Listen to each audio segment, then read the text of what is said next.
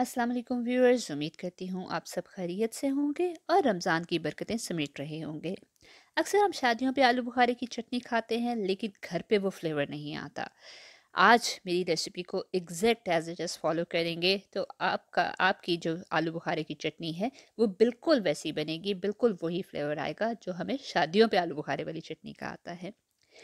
Video पसंद आए तो लाइक और शेयर ज़रूर कीजिएगा और साथ ही मेरे चैनल को सब्सक्राइब ज़रूर कीजिएगा ताकि मेरी हौसला अफजाई हो।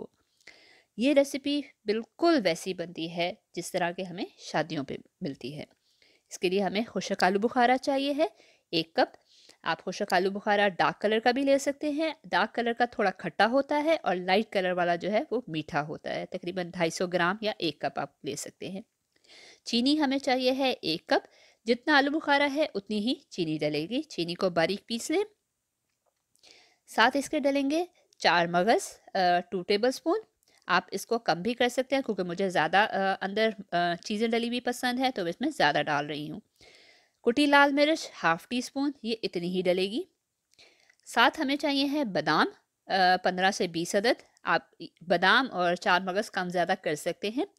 रूह अफ़ज़ा डलेगा इसके अंदर 2 टेबल स्पून।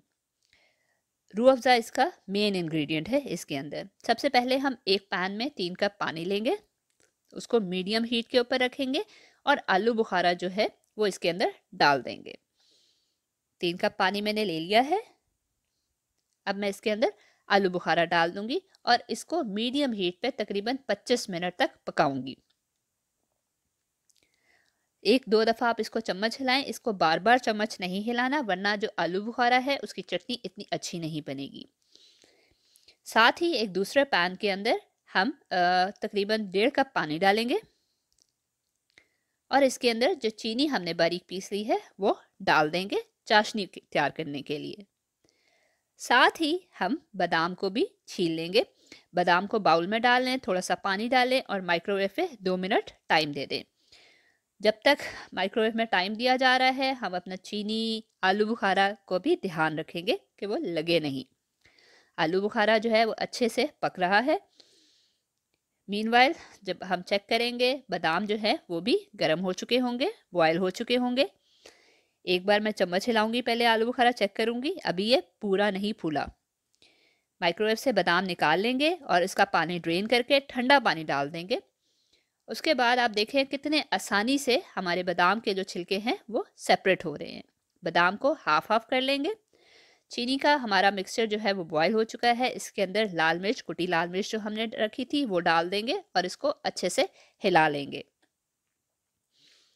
चीनी हमारी बॉयल हो रही है, अच्छी सी चाशनी तैयार हो रही है। मैं चेक करूंगी जब ये गाढ़ी होना शुरू हो जाए और एक तार बन जाए। अभी मैं आपको दिखाऊंगी। आलू बुखारा जो है वो बिल्कुल रेडी हो चुका है। चीनी की तार बिल्कुल एक तार बन रही है। अब हम चूल्हा बिल्कुल बंद कर देंगे। जब आपकी एक तार बनना शुरू हो जाए चूल्हा बिल्कुल बंद कर देंगे। हमारी चाशनी रेडी है और हमारे आलू बुखारे जो है वो भी अच्छे से बॉयल हो गए हैं।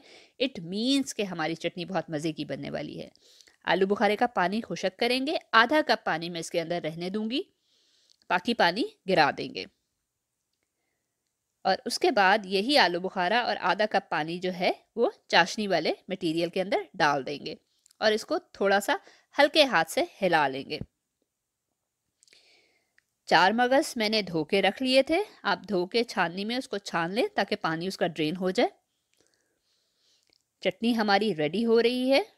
एक बहुत अच्छा सा जो मिक्सचर है वो रेडी हो रहा है। अब मैं इसके अंदर 4 मगज़ और बादाम जो मैंने हाफ काट के रखे थे वो मैं डाल दूंगी और इसको अच्छे से हिला लूंगी। इसको बहुत ज़ोर से नहीं हिलाना, नरम हाथ से हिलाना है वरना हमारी गुठलियाँ लहदा हो जाएंगी और आलू बुखारा लहदा हो जाएगा। इसलिए थोड़ा सा ध्यान, रेसिपी को एज इट इज़ फॉलो करें।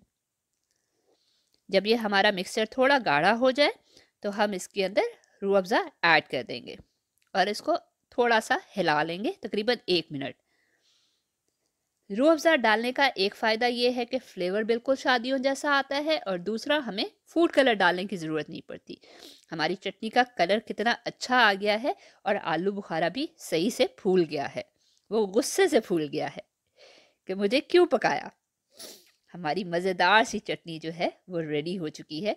अब आप इसको ठंडा करके किसी भी सर्विंग डिश में सर्व करें। अगर आपको लगे कि आपकी चटनी गाढ़ी हो गई है तो इसमें 1 टेबलस्पून लेमन ड्रॉप्स भी डाल सकते हैं। उसका फ़ायदा क्या होगा कि चीनी क्रिस्टलाइज नहीं होगी और फ्रिज में तकरीबन 1 से 2 महीने बिल्कुल महफूज रहेगी और फ्लेवर भी ख़राब नहीं होगा। हमारी मज़ेदार सी चटनी बिल्कुल रेडी है। आप इसको बिरयानी के साथ खा सकते हैं, आप पुलाव के साथ खा सकते हैं, आप चिकन के साथ खा सकते हैं। मुझे तो खाली ही बहुत पसंद है।